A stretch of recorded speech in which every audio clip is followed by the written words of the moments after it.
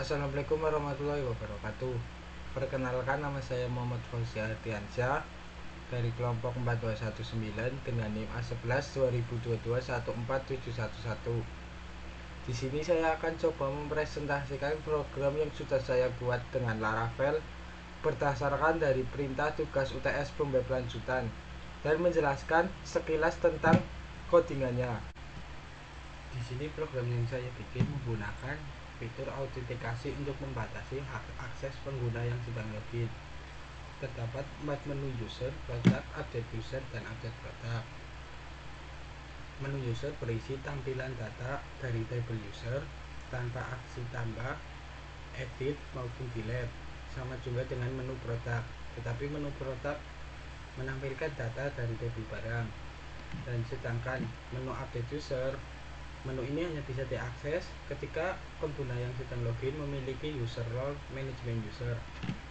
Dan menu update product hanya bisa diakses ketika pengguna yang sedang login memiliki user role manajemen product. Ini adalah tampilan awal ketika kita membuka programnya. Ini terdapat custom login.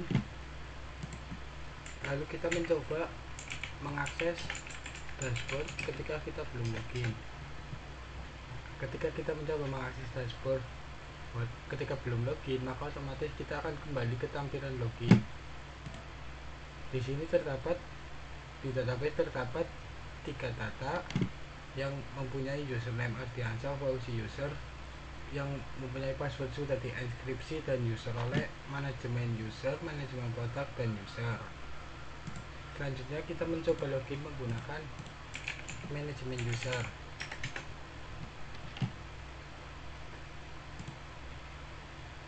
Ketika kita sudah login menggunakan manajemen user, maka kita dapat mengakses update user. Tetapi ketika kita coba mengakses update product, otomatis kita akan kembali ke tampilan data indeks barang dengan pesan error, kami tidak memiliki akses untuk update data produk. Kemudian kita mencoba login menggunakan pengguna yang memiliki user role manajemen produk.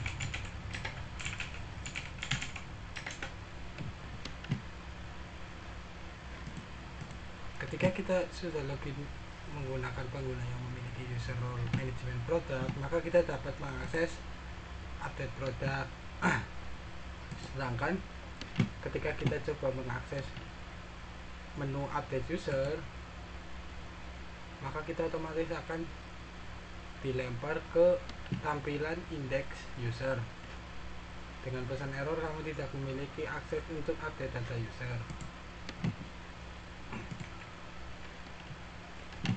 Selanjutnya kita coba login menggunakan pengguna yang hanya memiliki user role user saja.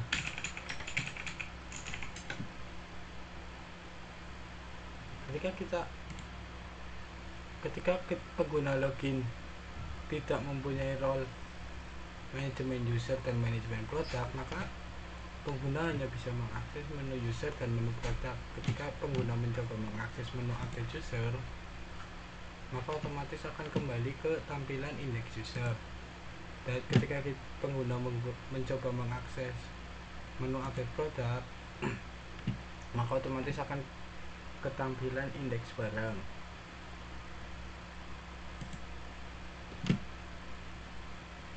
Berikut adalah langkah awal untuk setup project Laravel. Yang pertama, buat project Laravel dengan jalankan perintah pada terminal composer require create project Laravel nama project. Yang kedua, koneksikan database dengan cara buka file.env, lalu sesuaikan nama database dengan nama database kita. Yang ketiga, jalankan perintah php artisan make migration untuk membuat table. Yang keempat, setelah field pada table sudah disesuaikan, lanjut migrasi table dengan menjalankan perintah php artisan migrate. Yang kelima, jalankan perintah php artisan make model untuk membuat model dari table. Yang keenam, jalankan perintah php artisan make controller untuk membuat controllernya. Kemudian yang ketujuh, ubah isi dalam model supaya field yang ada di table database dapat menerima inputan. Yang ke-8, jalankan perintah PHP Artisan Maxit User Data untuk membuat data dummy pada database. Yang ke-9, setelah data dibuat, jalankan perintah PHP Artisan DPSheet class user data untuk mempasing data dummy ke database kita. Dan kemudian yang ke-10, berikan kode pada kontrolernya untuk mengatur sistem yang ada pada program. 11, buat tampilannya pada Pet Resource View dengan nama extension blade.php.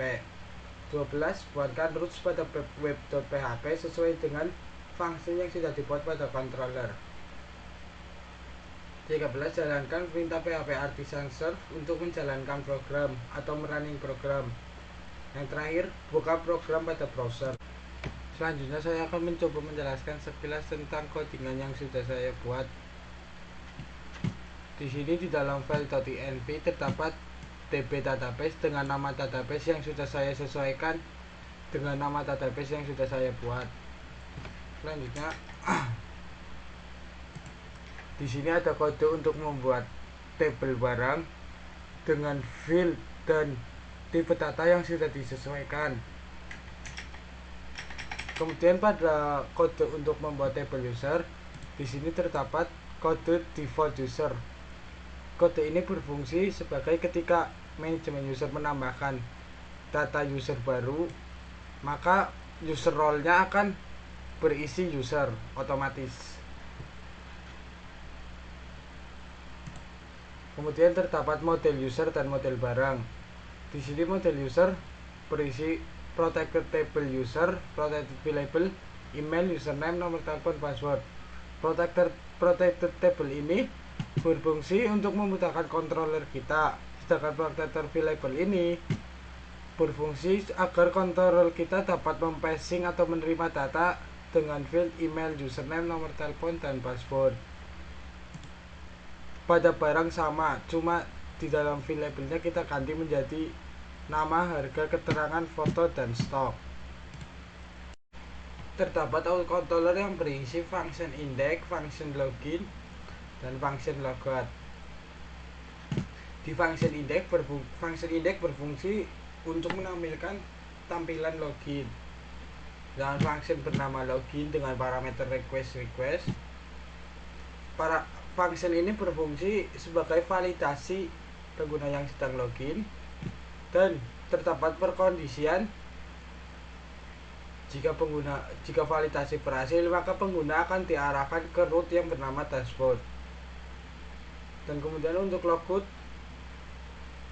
ketika pengguna mengakses root logout, otomatis akan diarahkan ke root login.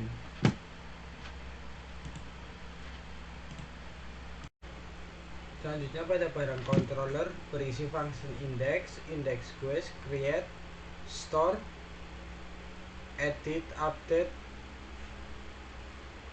dan destroy. Function index berfungsi untuk membatasi hak akses pengguna yang sedang login berdasarkan user role-nya. Sedangkan function index quest berfungsi untuk menampilkan data dari tabel barang yang bisa diakses oleh semua pengguna yang sedang login. Tulisan function create berfungsi untuk menampilkan form inputan tambah barang. Kemudian pada function edit berfungsi untuk menampilkan form inputan edit barang. Pada function store, update, dan destroy terdapat penggunaan ORM, Object Relational Mapping, untuk memanipulasi data model barang.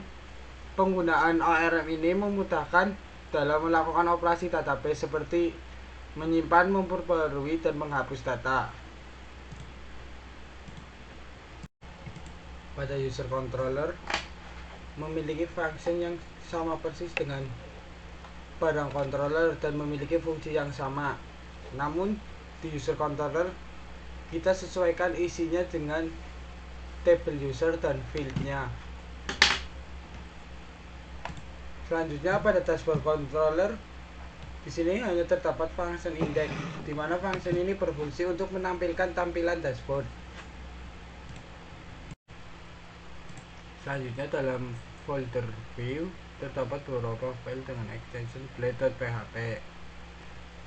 File blade.php ini poin utamanya adalah pada formnya.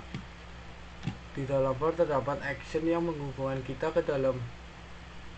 ke controller yang sudah kita buat sebelumnya, dan metode disesuaikan dengan metode kita. Dan poin keduanya, pada fitur Laravel sangat disarankan menggunakan kode CSRF. Kode ini berfungsi sebagai CSRF protection untuk melindungi kita dari serangan CSRF. Selanjutnya, kita di dalam file PHP terdapat root yang sudah kita buat. Di sini ada root dari controller, out controller, dashboard controller, user controller, dan barang controller. Dan di sini terdapat root middleware out, di mana root yang di dalam middleware out ini hanya bisa diakses ketika pengguna sudah login. Di dalam middleware out terdapat root dengan nama dashboard, dan dari kelas user controller terdapat nama show user, user index, user create, user store, user edit, user update, user destroy. Dan selanjutnya pada barang terdapat seperti show barang, barang index, barang create, barang store, barang edit, barang update, barang destroy. Dimana root ini menghubungkan kita ke dalam controller yang sudah kita buat, atau root ini kita sesuaikan dengan controller function di dalam controller yang sudah kita buat.